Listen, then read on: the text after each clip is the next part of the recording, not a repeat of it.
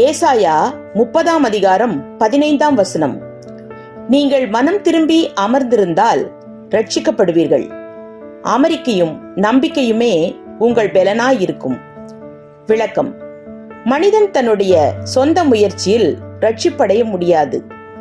மனம் திரும்புதலும் கர்த்தரிடத்தில் அமர்ந்திருத்தலும் அவனது ரட்சிப்பிற்கு அவசியமாயிருக்கிறது. கர்த்தர் மேல் நம்பிக்கை கொண்டு காத்திருத்தல் நமக்கு பெலனாயிருக்கும். ஆமேன்.